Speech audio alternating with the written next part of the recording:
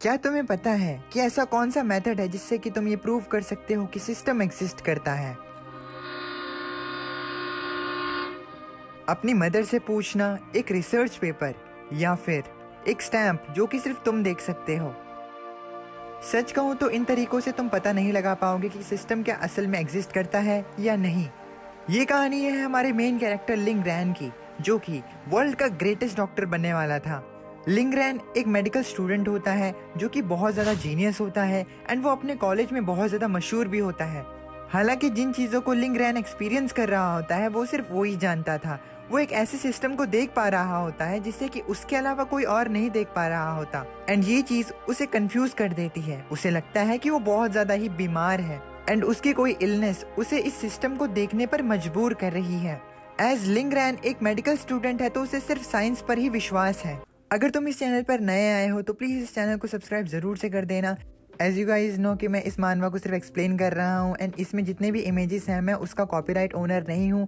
ये सभी इमेजेस उनके रिस्पेक्टिव ओनर्स ओन करते हैं एंड उन सभी की इन्फॉर्मेशन मैंने डिस्क्रिप्शन में दे रखी है।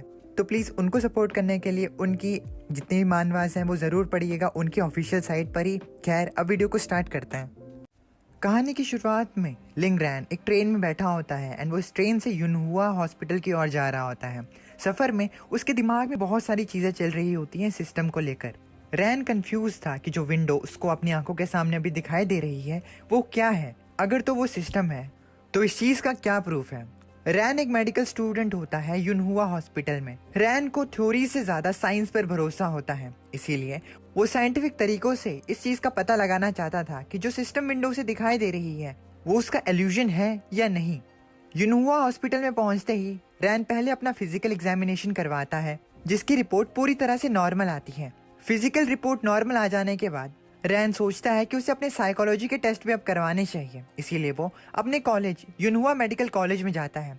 कॉलेज के कैंपस में उसे काफी सारी लड़कियां देखती हैं। एज रैन काफी ज्यादा पॉपुलर होता है तो सभी लड़कियां उसकी तरफ देखते हुए उसकी फोटोज खींचती हैं एंड उसके बारे में बात करती हैं कि कैसे वो हैंडसम होने के साथ कितना ज्यादा जीनियस है। खैर, रैन को इन लड़कियों से फर्क नहीं पड़ता। वो अभी भी इस चीज के बारे में सोच रहा होता है कि उसके अलावा ये सिस्टम विंडो किसी और को क्यों नहीं दिखाई दे रही।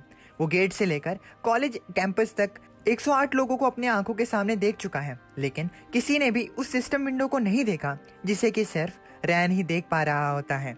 रैन अब रुक जाता है। वो उस सिस्टम विंडो की तरफ देखता है जिसमें कि उसके बिगनर पैक को कलेक्ट करने की बात लिखी गई होती है एंड रैन ने अभी तक अपना बिगनर पैक ही कलेक्ट नहीं किया होता है क्योंकि रैन को लगता है कि ये उसका इल्यूजन है और इसी चीज को प्रूव करने के लिए वो इसे मेडिकल टेस्ट भी करवा रहा होता है।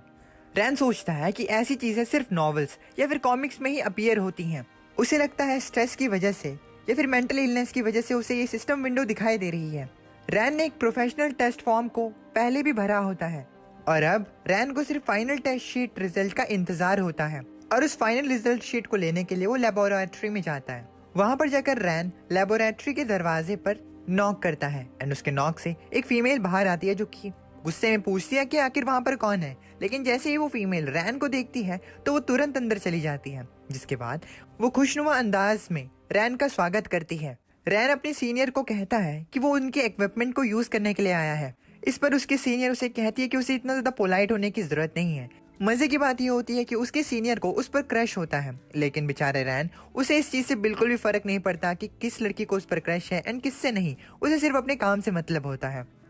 उसकी सीनियर उसे अंदर बुलाती है एंड चेयर पर बैठने के लिए कहती है एंड अब उसकी सीनियर उससे पूछती है कि उसकी तबीयत कैसी है। इस पर रैन कहता है कि उसकी तबीयत ठीक है, लेकिन उसकी सीनियर उससे ऐसा क्यों पूछ रही है। इस पर उसकी सीनियर उसे बताती है कि सुबह सुबह रैन ने अपना सीटी एंड एमआरआई टेस्ट कराया था और इस चीज के बारे में उसने एक्सीडेंटली सुन लिया था, इसीलिए वो अब रैन से पूछ रही है कि कहीं उसकी तबीयत खराब तो नहीं, जो कि एक झूठ होता है। एज नॉर्मली सभी को अपनी क्रश की हालत के बारे में पता ही होता है क्योंकि इतना स्टॉक सब कोई कर लेते हैं क्योंकि वो चमड़ी है। रिमेम्बर, वंस अ चमड़ी ऑलवेज अ चमड़ी। खैर, रैन की सीनियर घबराते हुए इस चीज को छुपा लेती है कि ये चीज उसे स्टॉकिंग से पता चली है। खैर, रैन अपनी सीनियर को बताता है कि वो कुछ लिखना चाहता था, इसीलिए उसने अपने इतने टेस्ट करवाए। रैन अब अपनी सीनियर से पूछता है कि सीटी स्कैन की रिपोर्ट क्या आई है। इस पर वो घबराते हुए गलत जवाब देती है एंड ये कहती है कि बहुत शानदार, बहुत बढ़िया, very energetic, very young, no problem this. इस पर रैन सिर्फ नो प्रॉब्लम वाले फ्रेज को सुनता है एंड उसे फर्क नहीं पड़ता कि उसकी सीनियर ने उसके बारे में क्या कहा था। रैन अभी भी सोच रहा होता है कि लोग कहते हैं कि लोगों में अच्छे दिमाग होते हैं, लेकिन उसके साथ जरूर कुछ गलत है जो कि उसे ये सिस्टम दिखाई दे रहा है। अब रैन उस मशीन की तरफ इशारा करता है जिसे कि वो यहाँ पर यूज करने के लिए आया होता है। रैन की सीनियर उसे उस मशीन के बारे में बताती है कि कैसे उसमें एक स्टैटिस्टिकल सॉफ्टवेयर है जो कि ये बता पाएगा कि उसके टेस्ट के रिजल्ट जो हैं वो ठीक है या नहीं। इसके बाद रैन की सीनियर उसे उस मशीन को यूज करना सिखाती है एंड एज उसे कुछ काम होता है तो वो रैन को ये कहकर चली जाती है कि अब क्योंकि वो सारी चीजें सीख चुका है तो वो अपने टेस्ट के रिजल्ट खुद चेक कर सकता है। रैन की सीनियर के जाने के बाद रैन अपने बैग से साइकोलॉजी टेस्ट शीट्स को निकालता है and step by step test sheet के डाटा को कंप्यूटर में इंसर्ट करने लगता है एंड आखिर में अब वो कैलकुलेट करने लगता है कि सारी डाटा एंट्रीज मैच हो रही हैं कि नहीं, ताकि वो ये पता कर सके कि कहीं उसे सच में कोई मेंटल लेवल इलनेस तो नहीं। अब वो कंप्यूटर धीरे धीरे करके सारे डाटा को कैलकुलेट करने लगता है। इस दौरान रैन सोचता है कि क्रॉस वेरिफिकेशन एक ऐसा साइंटिफिक तरीका है जिससे कि एक थ्योरी को या फिर इंफॉर्मेशन को गलत साबित किया जाता है। खैर कुछ ही टाइम बाद रैन के सामने उसकी टेस्ट रिपोर्ट आ जाती है एंड उसे पता चलता है कि वो मेंटली कम्प्लीटली नॉर्मल है। इसका मतलब ये होता है कि जो सिस्टम उसके सामने है वो बिल्कुल रियल है। रैन अब बिना टाइम गवाए जो न्यूबी पैक उसे सिस्टम के ऊपर दिखाई दे रहा था उसे ओपन कर लेता है। न्यूबी पैक के अंदर रैन को मास्टर लेवल सूचरिंग टेक्निक मिलती है। सूचरिंग एंड सिलना यहाँ पर बेसिकली सेम ही है। सूचरिंग टर्म जो है वो मेडिकल टर्म्स में यूज होता है। खैर इस गिफ्ट से रैन बिल्कुल भी खुश नहीं होता, एज उसे लगता है ये तो सिर्फ एक सूचरिंग टेक्निक है एंड इसके बारे में इतना खास क्या हो सकता है। सिस्टम रैन को बताता है कि ये सूचरिंग टेक्निक जो है वो 6 अलग अलग सूचरिंग टेक्निक से मिलकर बनी है, यानी कि मास्टर लेवल सूचरिंग टेक्निक में वो 6 अलग अलग सूचरिंग मेथड्स को इस्तेमाल कर सकता है। सिस्टम के ये बताने के बावजूद भी रैन इस चीज से बिल्कुल भी खुश नहीं होता, एज उसे लगता है कि चाहे जितनी मर्जी सूचरिंग मेथड्स उसे सिखा दी जाए फिर भी वो सूचरिंग ही तो रहेगी। रैन कहता है कि वो ऐसी सूचरिंग टेक्निक तो कहीं और भी सीख सकता है। इसके बाद रैन सिस्टम से पूछता है कि क्या वो उसे कुछ और नहीं दे सकता, जैसे कि कोई ट्रांसफॉर्मर्स या कोई सुपर पावर। इस पर सिस्टम रैन की रिक्वेस्ट को समझता है एंड कुछ देर बाद वो उसे मना कर देता है। इस पर रैन उससे पूछता है कि आखिर ऐसा क्यों है। इस पर सिस्टम रैन को समझाता है कि ये एक मेडिकल सिस्टम है जो कि सिर्फ मेडिकल नॉलेज को ही पास डाउन करता है एंड इसके अलावा वो कोई और स्किल को रैन को नहीं दे सकते हैं। इस पर रैन उससे पूछता है कि आखिर जो ये मास्टर लेवल टेक्निक है इसका मतलब क्या हुआ। सिस्टम रैन को समझाता है मिशन कंप्लीट करने के बाद रैन को कैटेगरीज में रिवॉर्ड्स मिलेंगे। ये कैटेगरीज लोवेस्ट से हाईएस्ट तक जाती हैं एंड स्टार्टिंग होती है नोविस से और जो हाईएस्ट लेवल है वो परफेक्ट है। जो टेक्निक अभी सिस्टम ने रैन को दी है वो एक मास्टर लेवल टेक्निक है जो कि 3rd रैंक में आती है एंड मास्टर के बाद परफेक्ट रैंक आती है। रैन अब सिस्टम से दोबारा पूछता है कि क्या इसका मतलब ये हुआ कि वो उसे सिर्फ सूचरिंग टेक्निक ही अभी के लिए दे सकते हैं। इस पर सिस्टम उसे हाँ कहता है। अब रैन उसे और ज्यादा सवाल जवाब करता है ताकि वो इस चीज से ये पता लगा सके कि इस सिस्टम के पीछे कोई असली इंसान तो नहीं बैठा। एज अगर आप इंसानों से सेम चीज के बारे में बार बार पूछते हो तो वो आपको ये कहते हैं कि इस चीज के बारे में हम आपको पहले बता चुके हैं। इस चीज से रैन को ये समझ में आता है कि ये सिस्टम जो है वो असल में एक प्रोग्राम रन कर रहा है, ना कि कोई इंसान। खैर अब रैन सोचता है कि उसे इस मास्टर लेवल सूचरिंग टेक्निक को इस्तेमाल करना चाहिए और देखना चाहिए कि ये कितनी ज्यादा एफिशिएंट है। जिसके बाद रैन वहीं पर चेयर पर दोबारा बैठ जाता है एंड अपने बैग के अंदर से एक फ्रूट को बाहर निकालता है जो कि एक बनाना होता है। रैन उस बनाना को स्कैल्पर्स की मदद से छिलता है, यानी कि एक छोटे से चाकू की मदद से छिलता है ताकि वो उस पर अपनी न्यूली लर्न्ड स्किल को टेस्ट कर सके।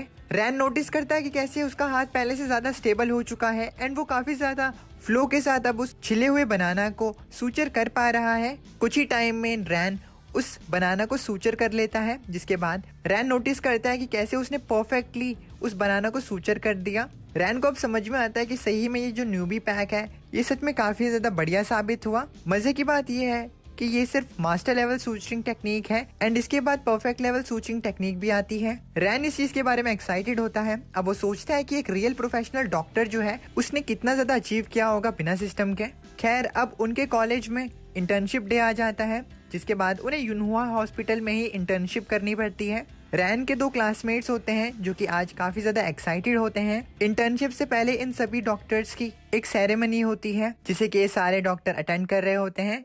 ये सभी न्यू इंटर्न्स अपने इंटर्नशिप डे को लेकर काफी ज्यादा एक्साइटेड हो रहे होते हैं, इंक्लूडिंग रैन्स रूममेट्स। एज ये सभी लोग बात कर रहे होते हैं कि तभी वहाँ पर मेडिकल एजुकेशन डिपार्टमेंट के डायरेक्टर लाई बीशा आ जाते हैं, एक वेल नोन सर्जन कैंग जूलियांग के साथ। डायरेक्टर सभी स्टूडेंट्स का स्वागत करता है एंड उन्हें बताता है कि उनके इंटर्नशिप पीरियड के फर्स्ट डे पर उनकी स्टार्टिंग जो है वो प्रैक्टिस रूम से स्टार्ट होगी एंड प्रैक्टिस रूम में उनकी परफॉर्मेंस के बाद ही उन्हें काम दिया जाएगा। प्रैक्टिस रूम का नाम सुनते ही रैन थोड़ा एक्साइटेड हो जाता है। वो सोचता है कि प्रैक्टिस रूम जो है वो क्लिनिक से तो बढ़िया ही होगा। खैर, अब सभी स्टूडेंट्स जो होते हैं वो प्रैक्टिस रूम में जाते हैं, जिसके बाद डायरेक्टर सभी को डॉक्टर कैंग से इंट्रोड्यूस करवाते हैं, जो कि एक वेल नोन सर्जन होता है यूनुआ डिपार्टमेंट ऑफ सर्जरी में।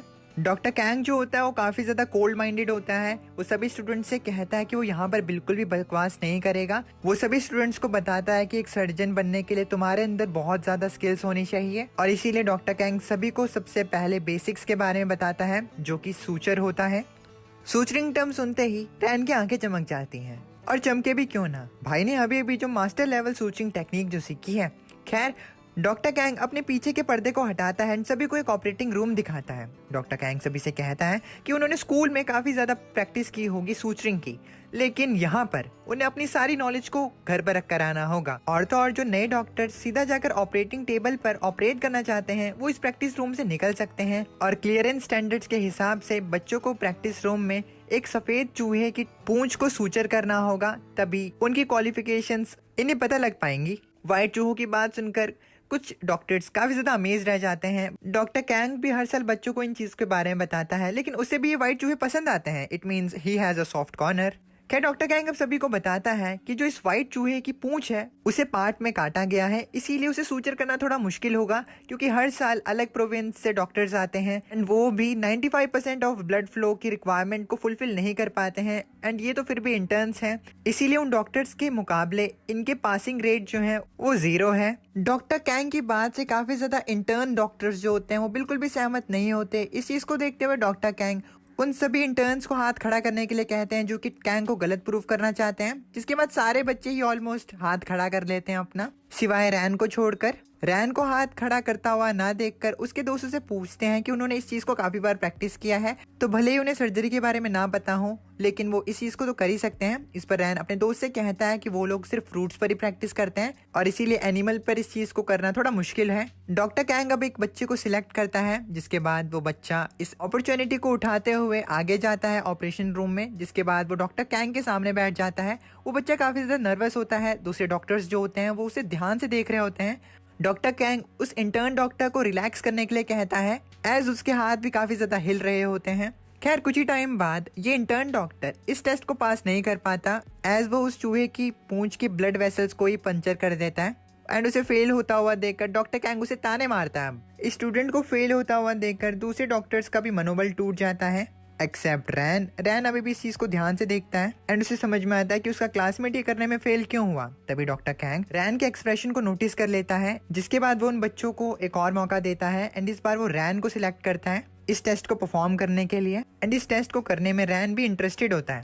रैन अब अपनी जगह से खड़े होकर उस जगह जाने लगता है। मीनवाइल जो डॉक्टर उससे पहले गया था वो काफी ज्यादा डिससेटिस्फाइड होता है अपनी खुद की ही परफॉर्मेंस से। उसे इतना ज्यादा डिससेटिस्फाइड देखकर दूसरे इंटर्न स्टूडेंट्स जो होते हैं वो ये सोचते हैं, क्या रैन अच्छा कर पाएगा। रैन सर्जरी रूम के अंदर जाता है। डायरेक्टर सभी को बताते हैं कि डॉक्टर कैंग जो है वो पहले सभी बच्चों को दिखाएंगे कि फ्यूचर टेक्निक को कैसे किया जाता है, इसीलिए सभी बच्चों को उस पर ध्यान देना है। मीनवाइल रैन के दोस्त भी उसे ध्यान से देख रहे होते हैं। रैन तैयार होता है। इसके बाद डॉक्टर कैंग चूहे की पूंछ को 10 हिस्सों में काट देते हैं एंड बताते हैं कि वैसे तो वो लोग चूहे की पूंछ को 60 से 80 सेगमेंट्स में काटते हैं, लेकिन आज की सिचुएशन थोड़ी स्पेशल है, इसीलिए इसे थोड़ा सा ही काटा गया है। डॉक्टर कैंग अब सभी को करके दिखाते हैं कि कैसे चूहे की पूंछ को सूचर किया जाता है। चूहे की पूंछ को जोड़ते हुए डॉक्टर कैंग नोटिस करते हैं कि रैन जो है वो उनकी बातों पर ध्यान नहीं दे रहा है। इस पर उन्हें काफी ज्यादा गुस्सा आता है। डॉक्टर कैंग को पता होता है कि रैन जो होता है वो पढ़ने में काफी ज्यादा अच्छा है, लेकिन इसका मतलब ये नहीं कि वो प्रैक्टिकल नॉलेज भी उतनी ही रखता है। डॉक्टर कैंग को लगता है कि रैन जो है वो काफी ज्यादा घमंडी है।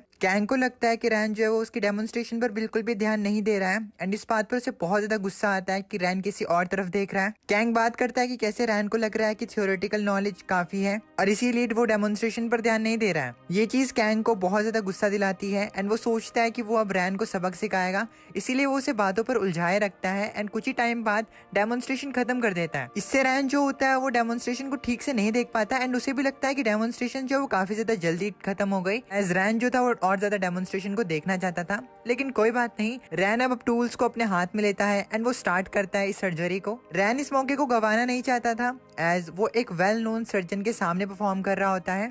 रैन बहुत ज्यादा स्टेबल हाथों के साथ सर्जरी को स्टार्ट करता है। रैन बहुत ही ज्यादा फ्लो के साथ अपने काम को कर रहा होता है। कुछ ही टाइम बाद वो चूहे की पूंछ के कटे हुए पार्ट को सोचा कर देता है। इंटर्न्स नोटिस करते हैं कि कैसे रैन ने इस सर्जरी को कंप्लीट भी कर दिया। डायरेक्टर भी इस चीज को देखकर काफी ज्यादा हैरान रहता है कि रैन ने इस सर्जरी को डॉक्टर कैंग से भी पहले कर दिया। ये देखकर डॉक्टर कैंग खुद ही हैरान रह जाता है कि रैन ने इतनी जल्दी एनास्टोमस पॉइंट को स्टिच कर दिया। कैंग सोचता है कि अगर कोई सर्जन माइक्रो सर्जरी में भी स्पेशलिस्ट हो तब भी इस प्रोविंस में कुछ ही लोग हैं जो डॉक्टर कैंग को सर्जरी में पीछे छोड़ सकते हैं, लेकिन एक इंटर्न ऐसा कैसे कर सकता है। ये चीज डॉक्टर कैंग को बहुत ज्यादा खटकती है। रैन अब डॉक्टर कैंग से कहता है कि उसका काम खत्म हो चुका है। रैन मनी मन सोच रहा होता है कि मास्टर लेवल सूचरिंग टेक्निक जो है वो इस्तेमाल करने में काफी ज्यादा आसान है। मीनवाइल डॉक्टर कैंग जो होता है उसकी हालत देखकर काफी ज्यादा खराब हो चुकी होती है। वो दोबारा से देखता है लेकिन उसे अपनी आंखों पर विश्वास नहीं होता कि रैन ने सच में सर्जरी को इतनी ज्यादा जल्दी खत्म कर दिया, वो भी पूरे परफेक्ट तरीके से। ये चीज कैंग के लिए काफी ज्यादा अनएक्सपेक्टेड होती है। कैंग सोचता है कि जरूर रैन किसी स्पेशलिस्ट हॉस्पिटल या फिर क्लिनिक में पहले इंटर्नशिप कर चुका है, इसीलिए उसके हाथ इतना ज्यादा स्टेबल है एंड वो इतना ज्यादा मास्टर है इस सर्जरी में। इसीलिए डॉक्टर कैंग रैन से पूछता है कि वो पहले किस हॉस्पिटल में काम कर चुका है। उसने बहुत ज्यादा प्रैक्टिस करी होगी तभी जाकर उसके हाथ इतने ज्यादा अच्छी तरीके से काम कर रहे हैं। रैन इस चीज पर कहता है कि वो अपने क्लिनिक में ही ज्यादातर मदद करवाता है। इस पर डॉक्टर कैंग उसके क्लिनिक का नाम पूछते हैं। डॉक्टर कैंग तब सरप्राइज हो जाता है जब रैन एक छोटी सी क्लिनिक का नाम लेता है जिसका नाम लोअर ग्रूव क्लिनिक होता है। कैंग काफी ज्यादा हैरान हो चुका था इस टाइम पे। रैन अब सर्जरी रूम से बाहर आता है। उसके बाहर आते ही डायरेक्टर रैन से पूछते हैं कि वो सच में सूचर टेक्निक में काफी ज्यादा माहिर है। खुश होकर डायरेक्टर रैन से पूछते हैं कि आखिर वो किस डिपार्टमेंट में काम करना चाहता है नेक्स्ट रोटेशन में। ये सुनकर सारे इंटर्न्स शॉक्ड रह जाते हैं। एज तुम्हें पता होगा कि हॉस्पिटल में जो इंटर्न्स होते हैं वो अपनी मर्जी के मुताबिक किसी भी डिपार्टमेंट में काम नहीं कर सकते। यूजुअली कुछ हॉस्पिटल्स अलग अलग डॉक्टर्स को अलग अलग डिपार्टमेंट में भेजते रहते हैं, इसीलिए ये सभी इंटर्न्स अभी बहुत ज्यादा शॉक्ड होते हैं। डायरेक्टर की बात सुनने के बाद रैन थोड़ा सोचता है। तभी उसके सिस्टम पर एक नया टास्क आ जाता है जो कि पेशेंट को ट्रीट करने का होता है। उसकी मिशन की डिटेल में उसे बताया जाता है कि उसे 10 पेशेंट की चोटों को सूचर करना है एंड इस टास्क के रिवॉर्ड के तौर पर उसे एक नई सूचरिंग टेक्निक मिलेगी। रिवॉर्ड की ये वाली सूचरिंग टेक्निक रैन को काफी ज्यादा इंटरेस्टिंग लगती है एज ये कॉमनली बहुत ज्यादा यूज्ड होती है। इसीलिए रैन डायरेक्टर से इमरजेंसी डिपार्टमेंट में जाने की बात करता है। ये सुनकर डायरेक्टर एंड रैन के दोनों दोस्त बहुत ज्यादा शॉक्ड हो जाते हैं। रैन के दोनों दोस्त रैन को थोड़ा और सोचने के लिए कहते हैं, बट रैन उन्हें बताता है कि उसने बहुत ज्यादा सोच समझ कर ही इस डिपार्टमेंट को चूज किया है। कुछ टाइम बाद रैन इमरजेंसी डिपार्टमेंट में होता है। रैन जो होता है वो इस टास्क के बारे में ही सोच रहा होता है एज इस टास्क को उसे 10 दिन के अंदर अंदर कंप्लीट करना होता है। अब रैन एंड उसके साथ के जितने भी इंटर्न्स होते हैं जिनकी ड्यूटी इमरजेंसी वार्ड में लगी होती है वो एक हेड नर्स को फॉलो करते हुए जा रहे होते हैं। वो हेड नर्स उन सभी को बताती है कि उन सभी को लॉन्च में बैठना होगा, जब तक उनको कोई बुलाए ना तब तक वो बाहर नहीं आ सकते और वो पेशेंट के फैमिली से पूछे गए क्वेश्चंस का आंसर भी नहीं दे सकते हैं। इतना कहकर वो उन सभी को लॉन्च की तरफ लेकर जाती है। लॉन्च में ऑलरेडी पहले से भी कुछ इंटर्न्स बैठे होते हैं। इसका मतलब ये होता है कि अभी हॉस्पिटल में इन इंटर्न्स की जरूरत नहीं होती, इसीलिए नर्स इन सभी को वहीं पर बैठने के लिए कहती है। ये सभी इंटर्न्स बैठकर अब गप्पे शप्पे मारने लगते हैं। एज कुछ इंटर्न्स एक दूसरे से फेमिलियर नहीं होते तो ये लोग एक दूसरे की बातें कर रहे होते हैं एंड एक दूसरे से चिढ़ रहे होते हैं। मीनवाइल रैन जो होता है वो अपनी बैटल रॉयल गेम को एंजॉय करता है। जब इन सब लोगों की बातें चल रही होती है तभी वहाँ पर वैंग जिया नाम की एक डिपार्टमेंट नर्स आती है जो कि इन सभी इंटर्न से पूछती है कि क्या इनमें से किसी को सूचरिंग आती है। अब एज ये नर्स काफी ज्यादा खूबसूरत होती है दिखने में, तो ये सभी सिंप इंटर्न्स जो होते हैं वो ट्राई करते हैं ताकि वो इस नर्स की अटेंशन ग्रैब कर सकें। लेकिन एज तुम्हें पता होगा कि रैन काफी ज्यादा टॉल एंड हैंडसम है, तो इस नर्स की नजर भी सिर्फ रैन पर जाती है। एज जो दूसरे इंटर्न्स के फेशियल एक्सप्रेशंस होते हैं वो काफी ज्यादा प्रोफेशनल नहीं दिखाई दे रहे होते। जिसके बाद वैंग जिया जो होती है वो रैन से पूछती है कि क्या उसे सूचरिंग आती है। इस पर रैन कहता है हाँ। जिसके बाद रैन उस नर्स को फॉलो करता है एंड दूसरे इंटर्न्स जो होते हैं वो इस चीज को देखकर काफी ज्यादा कंफ्यूज्ड, भौचक्के एंड गुस्से में आ जाते हैं। जाते हुए रैन नर्स से पेशेंट की सिचुएशन के बारे में पूछता है, जिस पर नर्स वैंग जिया बताती है कि जो पेशेंट है वो एक पेड़ से नीचे गिर गई थी एंड उसके हाथ पे उसी पेड़ की एक टहनी चुभ गई जिससे उसका हाथ कट गया। एज धीरे धीरे करके वैंग जिया रैन के साथ जा रही होती है तो वैंग जिया नोटिस करती है कि कैसे रैन जो है वो काफी ज्यादा हैंडसम है दिखने में, लेकिन अब वो कंफ्यूज होती है कि उसे नहीं पता है कि रैन के पास कौन सी मेडिकल स्किल्स हैं। कुछ समय बाद वो उस इमरजेंसी वार्ड के रूम में पहुंचते हैं जहां पर पेशेंट होती है। अभी के लिए पेशेंट को एक सीनियर डॉक्टर नेम्ड घाव ऑपरेट कर रहा होता है। वैंग जिया डॉक्टर को बताती है कि वो एक डॉक्टर को लेकर आ चुकी है अपने साथ, बट एज डॉक्टर घाव थोड़ा बिजी होता है तो वो वैंग जिया से उन मेडिसिन के बारे में पूछता है जो कि उससे मंगवाई होती हैं, जो कि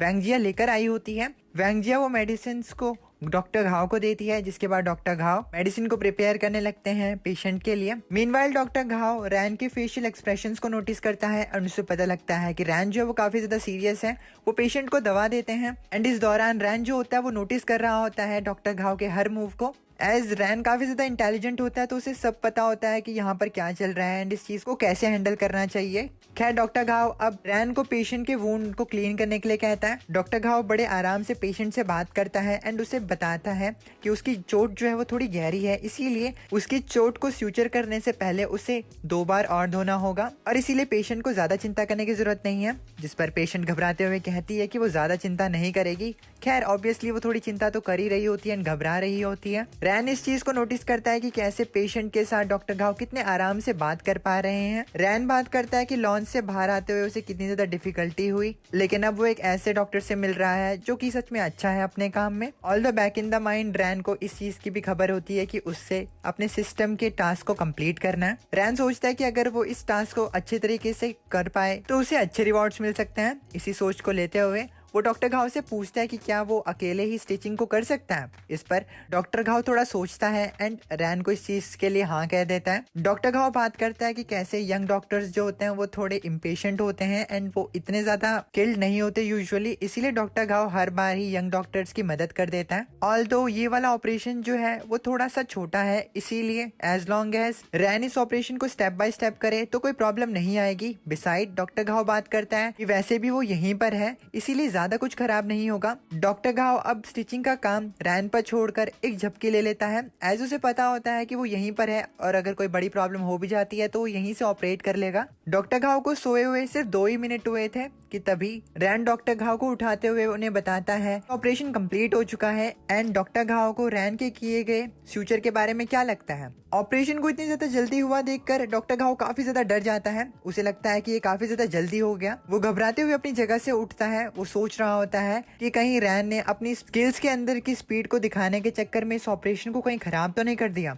डॉक्टर घाव जैसे ही पेशेंट के हाथ की ओर देखता है तो उसे पता चलता है कि रैन ने परफेक्टली पेशेंट के हाथ को स्यूचर कर दिया है। वो रैन की तरफ देखता है एंड सोचता है कि वो इमरजेंसी रूम में काफी सालों से है। उसने काफी ज्यादा सर्जन्स को देखा है, लेकिन आज से पहले उसने कभी रैन जैसे सर्जन को नहीं देखा जिसने कि ऐसे ऑपरेशन को 2 मिनट में ही खत्म कर दिया। डॉक्टर घाव को लगता है कि रैन जो है वो किसी बड़े हॉस्पिटल में एक मास्टर डॉक्टर है एंड वो यहाँ पर अपने एक्सपीरियंस को बढ़ाने आया है ताकि वो अपने मेडिकल स्टैंडर्ड्स को इंक्रीज कर सके। डॉक्टर घाव को भनक तक नहीं लगती कि रैन जो है वो एक इंटर्न है, वो उसे एक प्रोफेशनल डॉक्टर ही समझता है। अब ये सब चीजें चली रही होती हैं कि तभी घबराते हुए वहां पर एक और नर्स आ जाती है जो कि रोते हुए डॉक्टर घाव को बताती है कि बेड नंबर 3 में जो पेशेंट है उसकी हालत बहुत खराब है। ये सुनते ही ये लोग उस पेशेंट के पास जाने लगते हैं। वो पेशेंट जिसको चोट लगी होती है वो अपेरेंटली एक गैंगस्टर होता है एंड उसके सर से बहुत ज्यादा खून निकल रहा होता है। डॉक्टर को देखकर वो गैंगस्टर कहता है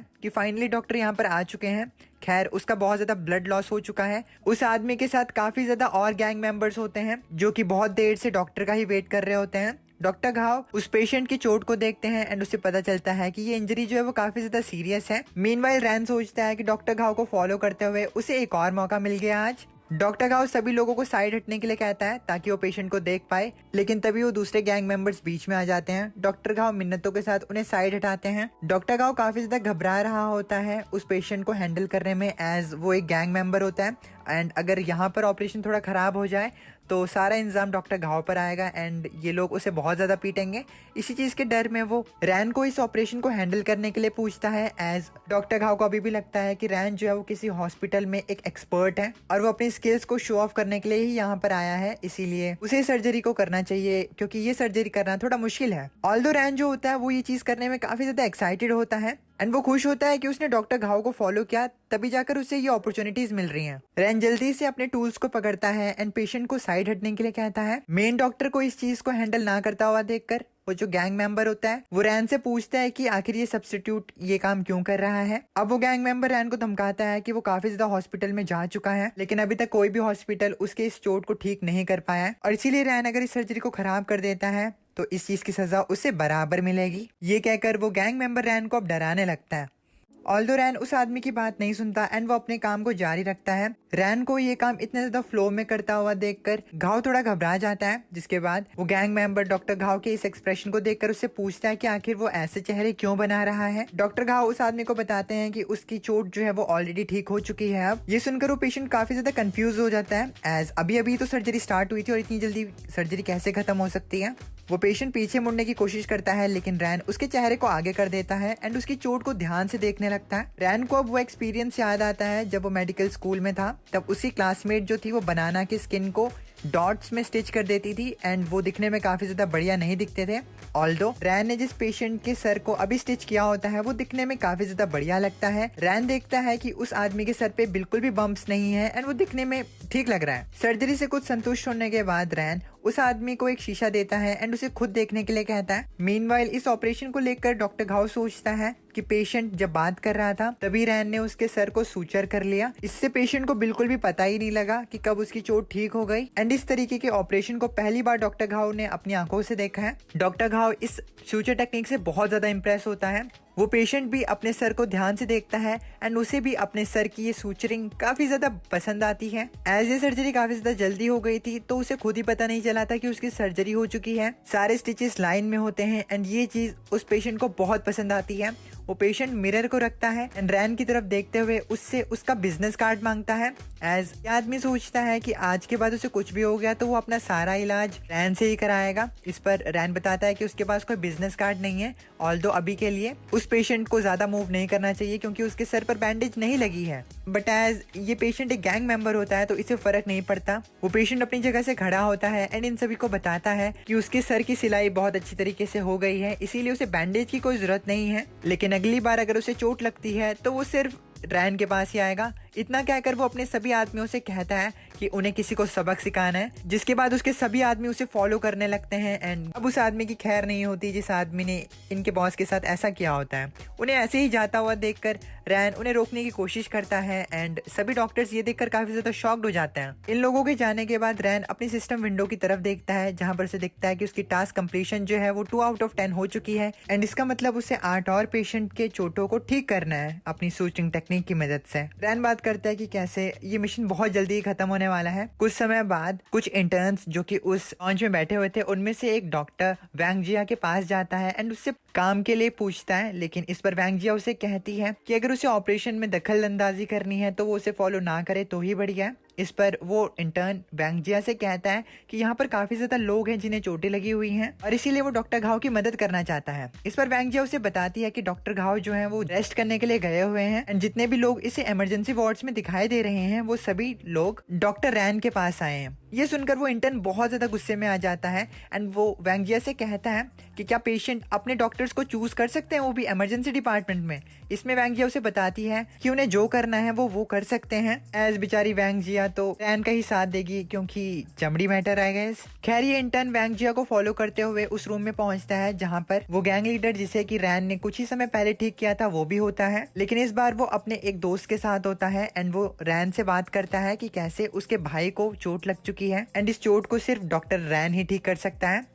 रैन ये सुनकर थोड़ा कंफ्यूज होता है, जिसके बाद वो आदमी जो कि उस गैंग मेंबर के साथ आया होता है जो कि अपेरेंटली खुद भी एक गैंग मेंबर होता है, वो रैन को बताता है कि उसने सुना है कि रैन की मेडिकल स्किल्स जो है वो एक्सीलेंट है, लेकिन उसकी चोट जो है वो थोड़ी प्रॉब्लमेटिक है। इसीलिए अब ये आदमी रैन से पूछता है कि क्या वो उसके टैटू को बचा सकता है, क्योंकि जिस जगह पे इस आदमी को चोट लगी होती है वो जगह पर इस आदमी का एक टैटू होता है एंड इस आदमी को अपने टैटू से बहुत ज्यादा प्यार होता है। खैर रैन अब उस आदमी के हाथ के टैटू को देखता है एंड उससे पूछता है कि क्या ये एक डियर है। इस पर वो आदमी बताता है कि नहीं, ये डियर नहीं है। अब क्योंकि ये आदमी भी अलग अलग हॉस्पिटल से अपनी सूचरिंग करवा चुका है, यानी कि टांके लगवा चुका है अपनी टैटू वाली जगह पर, तो वॉश के बाद इस टैटू की हालत ये होगी।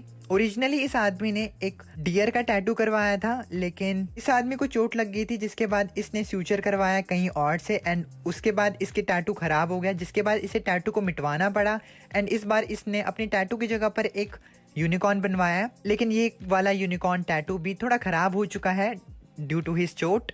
रैन उस आदमी के टैटू को ध्यान से नोटिस करता है, जिसके बाद वो उसके वुंड को देखता है एंड उस आदमी को बताता है कि उसकी चोट जो है वो बहुत बड़ी है, इसीलिए अगर इसने अपने टैटू पर ध्यान नहीं दिया तो स्टिचिंग के बाद भी इसका टैटू आउट ऑफ शेप हो जाएगा। वो आदमी रोते हुए बोलता है कि वो अपने टैटू को चेंज नहीं करवाना चाहता और ना ही वो अपने टैटू को मिटवाना चाहता है और इसीलिए वो रैन से मदद मांगता है। रैन अब उस आदमी की चोट को ठीक करने लगता है कि इसी दौरान वो इंटर्न वहां पर आ जाता है एंड वो बीच में बोलता है कि रैन तो एक इंटर्न है ना। इस पर वो जो गैंग मेंबर होता है वो काफी ज्यादा चिढ़ जाता है एंड वो उस इंटर्न को डराते हुए कहता है कि अगर उसने बीच में कुछ बोला तो उसकी हड्डी पसली तोड़ दी जाएंगी। ये सुनकर वो इंटर्न डर जाता है एंड वो अपना मुंह बंद कर लेता है। कुछ ही टाइम बाद रैन उस आदमी के चोट को सिल देता है। सिलने के बाद उस आदमी को खुद विश्वास नहीं होता कि रैन ने इतना ज्यादा बढ़िया सूचर किया है कि उसके टैटू पर पता भी नहीं लग रहा कि वो सूचर किया गया है एंड उसका टैटू जो है वो अब बच चुका है। वो इंटर्न भी ये सब दूर से होता हुआ देख रहा होता है एंड उसे विश्वास नहीं होता कि जो कुछ भी आदमी कह रहा है वो बिल्कुल सही है। उन्हें लगता है कि ये सारे लोग जो हैं वो अंधे हैं एंड ये बहुत ज्यादा बढ़ा चढ़ा कर ये बातें बोल रहे हैं। ऐसा कैसे पॉसिबल हो सकता है, क्योंकि रैन तो एक इंटर्न है। अब जैसे ही वो आदमी जिसके चोट लगी होती है वो साइड मुड़ता है तो उसके टैटू को देखकर जो इंटर्न अभी कह रहा था कि रैन इस चीज को करी, सोचता है कि उसने ऑलमोस्ट अपनी सच्चाई बता दी थी। खैर कुछ ही टाइम बाद रैन अपने सिस्टम टास्क को कंप्लीट कर लेता है शाम होते होते, जिसके बाद उसे uninterrupted vertical mattress suturing technique मिल जाती है जो कि स्पेशलिस्ट लेवल होती है। रैन खुश होता है कि उसने एक ही आफ्टरनून में इस टास्क को कंप्लीट कर लिया एंड अब वो इस नई स्किल को ट्राई करने के लिए एक्साइटेड होता है। शाम होते होते रैन अपने घर पर पहुंचता है। रैन के घर वालों का एक खुद का क्लिनिक होता है जिसका नाम लोअर ग्रूव होता है, जिसकी बात रैन पिछली बार कर रहा था कि वहां पर वो काम करता है। रैन को देखकर उसके फादर उससे पूछते हैं कि आखिर वो एक स्टूडेंट की तरह कपड़े क्यों पहने हुआ है एंड उसका व्हाइट रोब कहाँ पर है। रैन के फादर बस जल्दी से जल्दी रैन को एक डॉक्टर की तरह देखना चाहते हैं। रैन के फादर का नाम लिंग जियाजो होता है एंड वो काफी ज्यादा एक्साइटेड होते हैं रैन को लेकर एंड वो उसे जल्दी से जल्दी एज अ डॉक्टर देखना चाहते हैं। बस रैन एंड उसके फादर बात कर रहे होते हैं, जहाँ पर रैन के फादर उसे कहते हैं कि उसे जल्दी से जल्दी एक डॉक्टर बनना होगा ताकि वो फैमिली बिजनेस को आगे बढ़ा पाए। एंड इस बात को सुनकर रैन की मदर बिल्कुल भी खुश नहीं होती, एज रैन के फादर रैन से उसके पहले इंटर्नशिप के डे के बारे में भी नहीं पूछते, उसे ये भी नहीं पूछते कि वो थका है या नहीं, बस वो उससे सिर्फ बिजनेस की बातें करने लग जाते हैं एंड ये चीज उसकी मदर को बिल्कुल भी पसंद नहीं आती। रैन की मदर, जिनका नाम टॉपिंग होता है, वो रैन के फादर को डांटती है, जिसके बाद रैन का फादर अपना सिली सा एक्सक्यूज देते हैं एंड रैन चुपचाप इस बातों को सुन लेता है। तभी अचानक से वहां पर उनके क्लिनिक पर एक आदमी आ जाता है। उस आदमी की आवाज सुनकर ये तीनों फैमिली मेंबर्स काफी ज्यादा घबरा जाते हैं। वो आदमी जो कि इतनी ज्यादा तेजी से चिल्ला रहा होता है वो एक दूसरे आदमी के साथ आया होता है जिसका हाथ कटा हुआ होता है। उस आदमी की हालत को देखकर जो दूसरे लोग उस क्लिनिक पर बैठे होते हैं वो लोग भी उसकी तरफ आ जाते हैं एंड उसके बारे में बात करने लगते हैं। अब क्योंकि ये सारे लोग आस पड़ोस से ही होते हैं तो इसीलिए ये लोग भी इस आदमी को जानते थे। वो आदमी बताता है कि उसके हाथ पर चॉपिंग बोर्ड से एक नाइफ गिर गया जिसकी वजह से उसका हाथ कट गया एंड अब उसके हाथ से काफी ज्यादा खून आ रहा है। इस सिचुएशन को देखकर जो डॉक्टर लोअर ग्रूव क्लिनिक में डॉक्टर का काम करता था वो वहां पर आ जाता है। अब तुम्हें याद होगा कि रैन के फादर रैन को बस जल्दी से एक डॉक्टर बनाना चाहते हैं, वो इसीलिए क्योंकि वो अपने क्लिनिक में खुद एक डॉक्टर का काम नहीं करते हैं एंड उन्होंने दूसरे डॉक्टर्स को हायर किया हुआ है पेशेंट्स को देखने के लिए एंड ये डॉक्टर्स जो है वो हाई सैलरी डिमांड करते हैं जो कि रैन के फादर को बिल्कुल भी पसंद नहीं है। खैर इस डॉक्टर का नाम डॉक्टर शियोंग होता है। यह आदमी पेशेंट के हाथ के ऊपर की पट्टी को हटाता है एंड उसे पता चलता है कि पेशेंट के हाथ पर एक गहरा कट लगा हुआ है एंड इस कट को देखते हुए डॉक्टर शियोंग उस आदमी को एक बड़े हॉस्पिटल में खुद को दिखाने के लिए कहते हैं। रैन भी इस चीज को सुन लेता है एंड उसे ये चीज पसंद नहीं आती कि कैसे उसके लोअर ग्रूव क्लिनिक की पहली इंप्रेशन ही यही है कि वो दूसरे पेशेंट्स को बड़े हॉस्पिटल्स में भेज रहे हैं।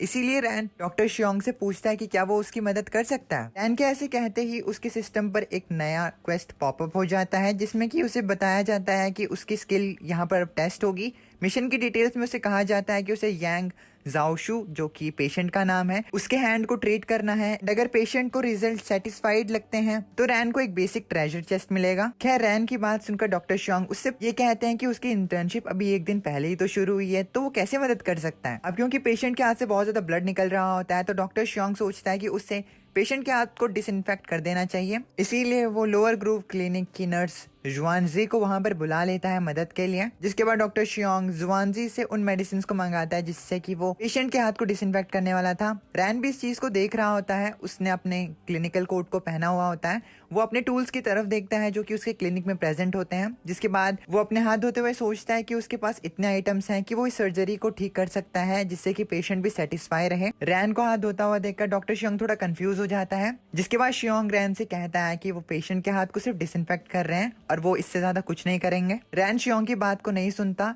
एंड वो चेयर पर बैठ जाता है एंड पेशेंट के हाथ को एनालाइज करने लगता है। डॉक्टर शियोंग रैन को बोलता है कि कट जो है वो सिंपल है लेकिन ये गहरी चोट है, इसीलिए इन पेशेंट के लिए बढ़िया यही है कि ये यूनहुआ हॉस्पिटल में जाए। खैर रैन शियोंग की बात नहीं सुनता एंड वो पेशेंट को कहता है कि उसकी हथेली पे ही चोट लगी है एंड ये इतना सीरियस मैटर नहीं है। रैन की बात सुनकर जो दूसरे लोग क्लिनिक में होते हैं थोड़े संतुष्ट होते हैं रैन के डिसीजन से, एज यूनहुआ हॉस्पिटल यहाँ से 6 माइल्स दूर होता है एंड क्योंकि खून बहुत ज्यादा बह रहा है तो वहां पर जाना भी थोड़ा डेंजरस होगा।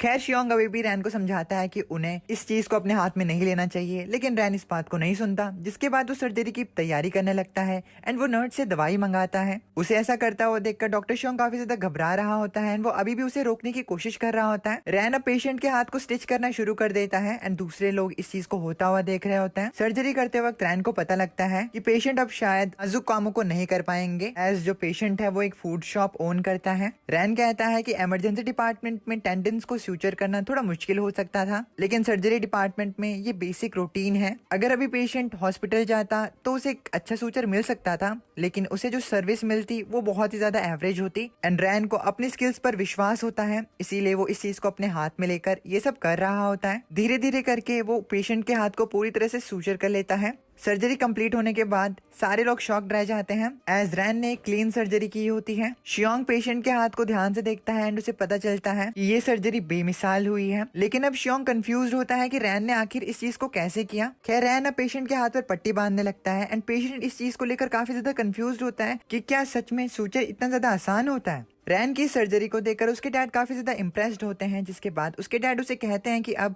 इसके साथ वो उनके क्लिनिक पे प्रैक्टिस कर सकता है। हालांकि रैन इसके लिए साफ साफ इनकार कर देता है एंड वो अपने डैड को बताता है कि उसे अभी भी अपनी इंटर्नशिप को कंप्लीट करना है। तभी उसके डैड कहते हैं उनके लिए अच्छा होगा अगर रैन भी उनकी मदद कर सके ताकि उन्हें ज्यादा सैलरी ना देने पड़े दूसरे को, एंड ये चीज टारगेटेड होती है डॉक्टर शियोंग की तरफ। खैर तभी वहां पर उस पेशेंट का बेटा यांगहू आता है जो कि बहुत ही ज्यादा जल्दी में होता है। वो अपने डैड के पास जाता है एंड अपने डैड से पूछता है कि आखिर वो इतने छोटे क्लिनिक में अपनी स्टिचिंग क्यों करवा रहे हैं। अब क्योंकि यहाँ पर सवाल उनकी जॉब का है, अगर वो अपना इलाज ठीक से नहीं कराएंगे तो वो पैसे कैसे कमाएंगे। खैर वो पेशेंट अपने बेटे को समझाने की कोशिश करता है कि यहाँ पर अच्छी तरीके से सर्जरी हो चुकी है, इसीलिए उन्हें बड़े हॉस्पिटल में जाने की कोई जरूरत नहीं है एंड उसे इतना पैनिक करने की जरूरत नहीं है। ये सब कहने के बावजूद भी यांगहू रैन पर चिढ़ जाता है एंड वो रैन से क्वेश्चन पूछने लगता है कि आखिर उसने उसके फादर की इतने ज्यादा सीरियस चोट पर कैसे सर्जरी कर दी। यांगहू रैन को ये भी कहता है कि अगर ये सर्जरी अच्छी नहीं हुई होगी तो रैन की क्लिनिक को ही जिंदगी भर उसके डैड को पैसे देने होंगे। रैन यांगहू को बताता है कि सर्जरी जो है वो अच्छी हुई है और अगर उसे अभी भी शक है तो वो बड़े से हॉस्पिटल में जाकर इस चीज को चेक करवा सकता है। रैन अब यांगहू को सजेस्ट करता है कि सर्जरी के बाद उसे अपने पापा की चोट का अच्छे से ख्याल रखना होगा ताकि वो अच्छे से रिकवर हो जाए, क्योंकि इस चीज का एक बहुत बड़ा चांस है कि उसके फादर पहले की तरह अच्छे से काम करने लग जाएं। इस चांस वाली बात को सुनकर यांगहू और ज्यादा गुस्से में आ जाता है एंड वो रैन से पूछता है कि पॉसिबिलिटी से उसका क्या मतलब है। क्या वो ये कहना चाहता है कि उसके फादर कभी रिकवर नहीं होंगे। इस बढ़ती हुई हीट को देखकर वहां पर रैन के फादर आ जाते हैं एंड वो यांगहू को समझाते हैं कि यहाँ पर पॉसिबिलिटी ये जरूर है कि उसके फादर पहले की तरह काम नहीं कर पाएंगे, लेकिन इस चीज की पॉसिबिलिटी बहुत ज्यादा कम है, एज उसके फादर की चोट इतनी भी ज्यादा बड़ी या छोटी नहीं है। इसीलिए इस चीज का एक ग्रेट चांस है कि उसके फादर पहले की तरह काम करने लग जाएं। एज ये चोट इतनी ज्यादा बड़ी नहीं थी, इसीलिए रैन ने इस सर्जरी को कर दिया। रैन के फादर अब यांगहू से ये कहते हैं कि वो बड़े से हॉस्पिटल में जाके अपने फादर की इस सर्जरी को चेक करवा ले और अगर वो संतुष्ट होगा तो वो बाद में यहाँ के मेडिकल एक्सपेंसेस को दे दे। खैर रैन के फादर के इतने समझाने के बावजूद भी यांगहू बिल्कुल भी इंटरेस्टेड नहीं होता, जिसके बाद वो खड़ी खोटी सुनाकर वहां से चला जाता है। वेल तुमने नोटिस किया कैसे ये खुद काम नहीं कर रहा है, अपने फादर से काम करवा रहा है, इसके लिए इसे पानी में डूब जाना चाहिए यार। खैर रैन अपने सिस्टम पर देखता है, उसे पता चलता है कि उसका क्वेस्ट अभी भी कंप्लीट नहीं हुआ है। इसका मतलब ये है कि जब तक यांगहू अपने फादर के साथ हॉस्पिटल से चेक करा के वापस नहीं आ जाता तब तक उसे उसका रिवॉर्ड नहीं मिलेगा। यांगहू अपने फादर को लेकर अब बड़े से हॉस्पिटल की तरफ जाने लगता है। मीनवाइल क्लिनिक के बाहर मोटरसाइकिल में एक बाइकर गर्ल की एंट्री होती है जो कि अपेरेंटली लोअर ग्रुव क्लिनिक को ही ढूंढ रही होती है। अब मोहतरमा जी थोड़ा आगे जाती हैं एंड आगे जाकर उन्हें लोअर ग्रूव क्लिनिक मिलता है, जिसके बाद वो डोर पर नॉक करती हैं एंड डोर खोलते हुए रैन के फादर बताते हैं कि उनका क्लिनिक बंद हो चुका है। रैन के फादर जैसे ही दरवाजा खोल के आगे देखते हैं तो उनकी आंखें चकाचौंध रह जाती हैं एक सुंदर सी लड़की को अपने सामने देखकर। रैन के फादर उस लड़की से पूछते हैं कि आखिर उसे क्या बीमारी है। इस पर वो लड़की रैन के फादर को एक अलग से अंदाज में कहती है कि वो यहाँ पर लिंग रैन को ढूंढने के लिए आई है, तो क्या लिंग रैन यहीं पर रहता है। इस पर रैन के फादर थोड़े घबराने लगते हैं, जिसके बाद वो लड़की समझाती है कि वो यहाँ पर रैन को एक मछली देने के लिए आई है, क्योंकि रैन ने उसके बड़े भाई की चोट को ठीक किया था और इसीलिए उसके भाई ने कहा कि जाओ रैन को मछली दे के आ जाओ। इस बात पे कितना क्रेजी साउंड कर रहा है ये। इस चीज को सुनने के बाद रैन के फादर बहुत ज्यादा खुश हो जाते हैं कि चलो फ्री का माल मिल चुका है। अब रैन के फादर इसलिए भी ज्यादा खुश होते हैं कि रैन को डॉक्टर बने सिर्फ कुछ ही दिन हुए हैं, लेकिन उसके बावजूद भी उससे बहुत ज्यादा जल्दी ही गिफ्ट्स दे रहे हैं उसके पेशेंट्स। अब इतना ज्यादा शोर शराबा होता हुआ देखकर रैन दरवाजे के पास आ जाता है और अपने डैड से पूछता है कि आखिर यहाँ पर क्या चल रहा है। जिस पर रैन के फादर उसे बताते हैं कि एक लड़की यहाँ पर एक मछली लेकर आई है अपने भाई के बोलने पर, वो भी रैन के लिए। रैन दरवाजे को खोलता है एंड वो उस गर्ल को देखता है एंड उससे पूछता है कि आखिर उसका भाई कौन है।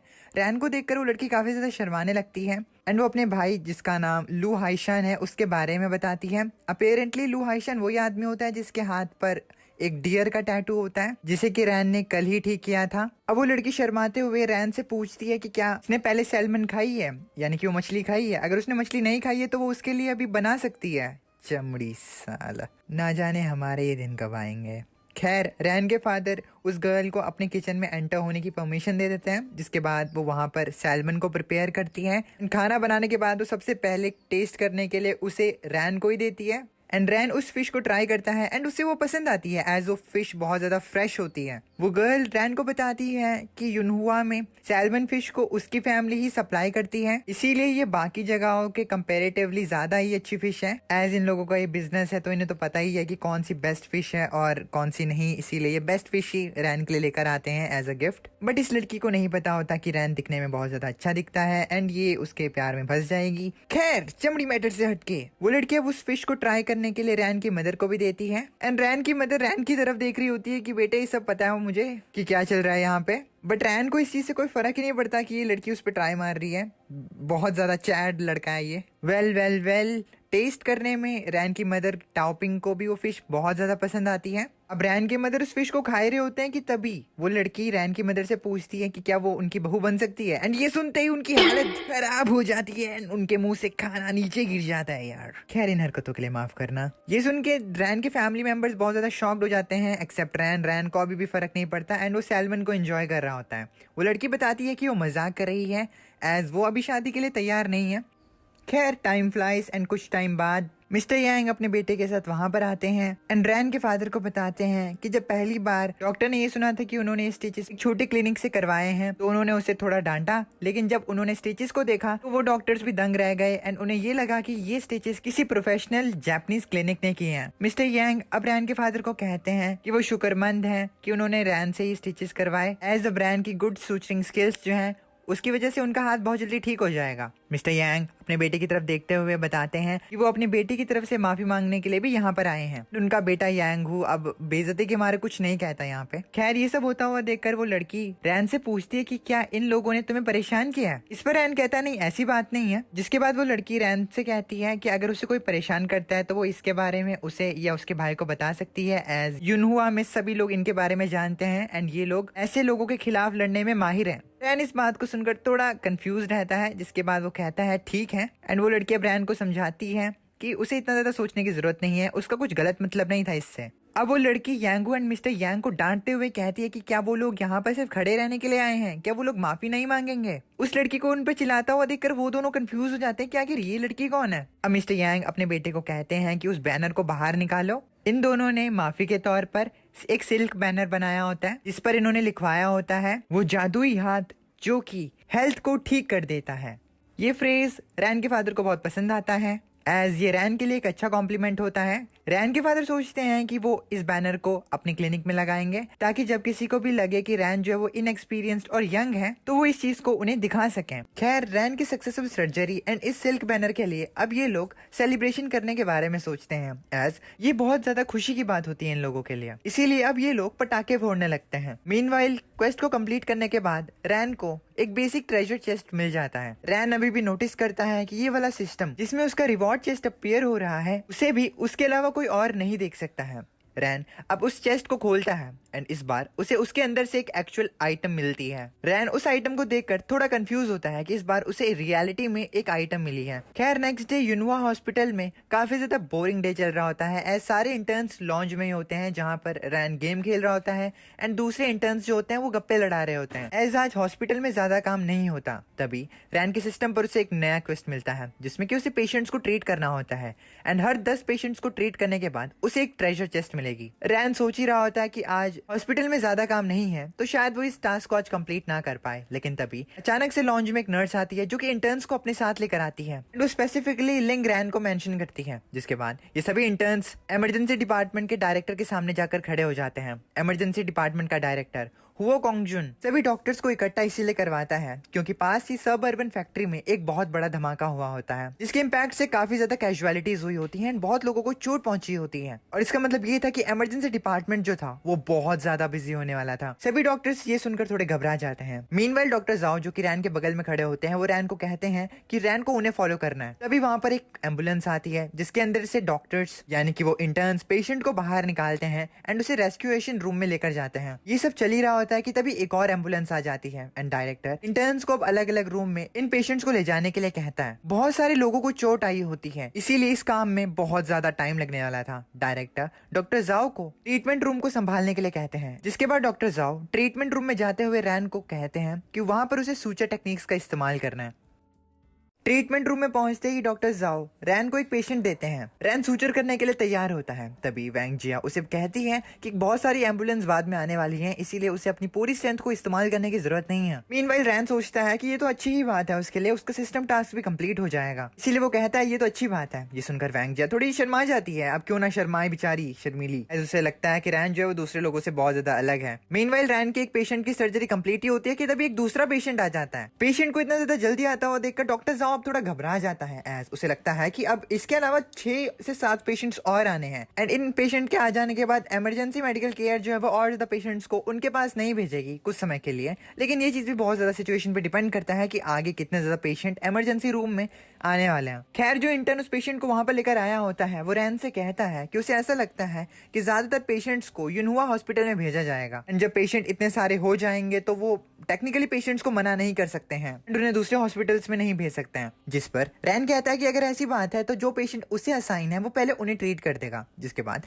क्या उसके लिए ये सही रहेगा कि वो दूसरे पेशेंट को भी ठीक कर सकता है। इस पर डॉक्टर शाओ रैन को बताते हैं कि अगर वो दूसरों की मदद करना चाहता है उनके जॉब में तो इसमें कोई हर्ज नहीं है। डॉक्टर जाओ अब ये सोचते हैं कि इतना ज्यादा काम करने के बाद क्या रैन को थकान नहीं लगेगी। डॉक्टर जाओ रैन से बहुत ज्यादा इंप्रेस होता है इस टाइम पे। डॉक्टर जाओ के हाँ बोलने के बाद रैन कहता है कि उन्हें अब और ज्यादा जल्दी से काम करना होगा। ये सुनकर जो इंटर्न उसके पीछे उस पेशेंट को लेकर आया होता है वो भी सर्जरी करने के लिए तैयार होने लगता है एंड इस पर डॉक्टर जाओ से समझाते हैं कि उन्होंने अभी सिर्फ रैन को ही काम दिया सर्जरी का एंड वो सर्जरी में पार्टिसिपेट नहीं कर सकता है एंड ये बात उस बेचारे को पसंद नहीं आती। खैर वो कर भी कह सकता है सीनियर के सामने। रैन अब उस पेशेंट को देखता है जिसके टांग में बहुत ज्यादा गहरी चोटें लगी होती हैं। उसके टांग में बहुत ज्यादा अलग अलग कट्स होते हैं। रैन को समझ में आता है कि उसे अपनी अलग अलग सूचरिंग टेक्निक से इस पेशेंट की टांग को ठीक करना होगा। अब एज भाई के पास अलग अलग सूचरिंग टेक्निक्स हैं तो वो सारी सूचरिंग टेक्निक्स को लगा देता है उस पेशेंट की टांग को ठीक करने में। 5 मिनट के अंदर अंदर सर्जरी कंप्लीट हो जाती है। डॉक्टर जाओ रैन के पास आते हैं एंड वो रैन की सूचरिंग को देखकर बहुत ज्यादा हैरान हो जाते हैं जिससे कि उसका एक्सप्रेशन ही चेंज हो जाता है। डॉक्टर के इस एक्सप्रेशन को देखकर पेशेंट डर जाता है कि आखिर उसके स्टिचेस के साथ कोई प्रॉब्लम तो नहीं है। इस पर डॉक्टर जाओ उसे हंसते हुए बताते हैं कि कोई प्रॉब्लम नहीं है, उसके स्टिचेस बहुत अच्छी तरीके से हुए हैं। डॉक्टर के रिएक्शन को इतनी ज्यादा जल्दी बदलता हुआ देखकर वो आदमी घबरा जाता है कि उसके एक्सप्रेशन इतनी ज्यादा जल्दी क्यों चेंज हो गए एंड इससे उस बेचारे पेशेंट को अच्छा फील नहीं हो रहा है। ये सुनकर डॉक्टर जाओ वैंग जिया को वहां पर बुलाते हैं ताकि वो पेशेंट के स्टिचेस की फोटो ले सके एंड पेशेंट को भी दिखा सके एंड एजुकेशनल मटेरियल को इंटर्न्स के लिए भी रख सके। एज ये सूचर्स बहुत अच्छे तरीके से किए गए होते हैं। इस चीज से उस पेशेंट को भी विश्वास हो जाता है कि उसके स्टिचेस में कोई प्रॉब्लम नहीं है। डॉक्टर जाओ अब रैन को दूसरे बेड पे भेज देते हैं दूसरे पेशेंट के पास उसे ठीक करने के लिए एज वो बहुत ज्यादा एफिशिएंटली काम कर रहा होता है। डॉक्टर जाओ ये भी सोचते हैं कि जब तक उनके पास लिंगरैन है तब तक उन्हें टेंशन लेने की कोई जरूरत नहीं है, ना ही उनका ज्यादा एफर्ट लगेगा। बहुत कामचोर डॉक्टर हो भाई सच में। डॉक्टर जाओ की बात सुनकर रैन डॉक्टर जाओ से पूछता है कि क्या इस पेशेंट को ठीक करने के बाद वो दूसरे लोगों की चोटों को सूचर कर सकता है। इस पर डॉक्टर जाओ रैन को समझाते हैं कि उसे खुद जाकर पेशेंट को नहीं ढूंढना है, उसे बस नर्स को बोलना है कि वो पेशेंट को अंदर लेकर आ जाए। इस पर रैन पूछता है कि ऐसा क्यों है,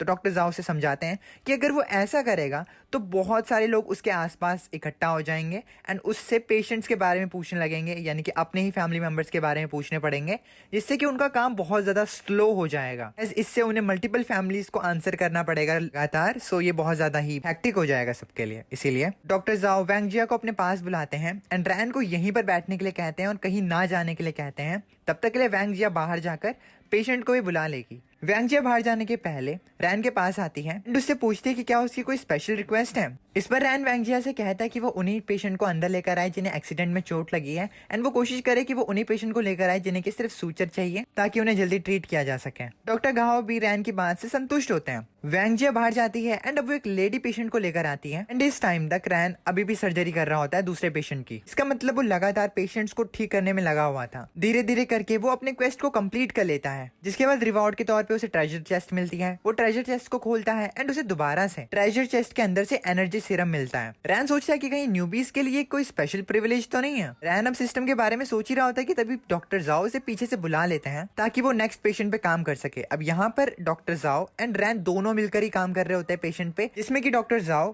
पेशेंट की चोटों को डिसइंफेक्ट करने का काम कर रहे होते हैं। रैन अब दूसरे पेशेंट की सूचरिंग करने लगता है एंड इस दौरान डॉक्टर जाओ अब एक और नए पेशेंट की चोट को डिसइंफेक्ट करने लगते हैं। ये पेशेंट एक ओल्ड मैन होता है, जिसे कि डॉक्टर जाओ ये बताते हैं कि रैन सर्जरी करने में खुद डॉक्टर जाओ से अच्छा है, इसीलिए उन्हें ज्यादा चिंता करने की जरूरत नहीं है, एज पेशेंट बहुत ज्यादा चिंता कर रहा होता है। अब जैसे ही वो पेशेंट रैन को देखता है तो वो थोड़ा घबरा जाता है, एज रैन एक यंग डॉक्टर होता है। लेकिन रैन उस पेशेंट को विश्वास दिलाता है कि वो किसी भी तरह के सूचर को कर सकता है, इसीलिए उसे टेंशन लेने की कोई जरूरत नहीं है। कुछ टाइम बाद एक और बार रैन का क्वेस्ट कंप्लीट हो जाता है 10 पेशेंट को ठीक करने का एंड उसे एक और बार ट्रेजर चेस्ट मिल जाती है। एंड अब रैन सोचता है कि आइला उसे दोबारा से रिकवरी सीरम मिल गया। अब रैन के दिमाग में चलता है कि इमरजेंसी डिपार्टमेंट जो है वो यूजुअली इतना ज्यादा बिजी नहीं होता है एंड इसीलिए उसे आज के दिन का फायदा उठाना चाहिए ताकि उसे जम के रिवॉर्ड्स मिले। रैन सिर्फ रिवॉर्ड्स के बारे में नहीं सोच रहा होता, वो पेशेंट्स के बारे में भी सोचता है। वो कहता है कि उसे ज्यादा से ज्यादा सर्जरीज को करना होगा। एज जो चीफ फिजिशियंस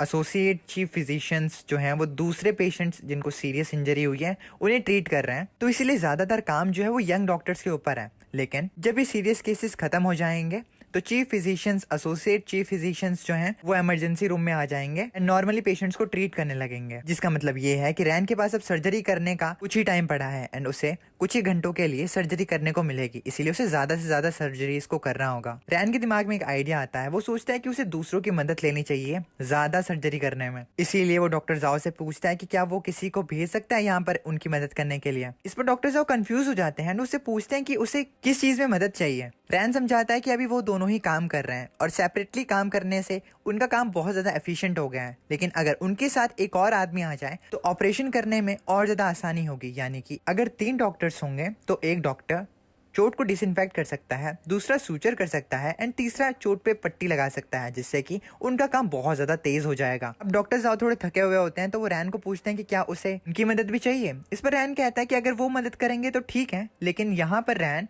दूसरे इंटर्न्स को मौका देना चाहता है। ये सुनकर डॉक्टर जाओ काफी ज्यादा खुश हो जाता है कि उसे अब फाइनली कोई काम नहीं करना पड़ेगा एंड वो इंटर्न्स पे काम को छोड़ सकता है, इसीलिए वो इस चीज के लिए मान जाता है। एंड अब वो पूछता है कि उसे कौन सा स्टूडेंट चाहिए, मेल स्टूडेंट चाहिए या फीमेल स्टूडेंट चाहिए। तो ये सुनकर वैंग जिया को थोड़ी जेलसी होने लगती है।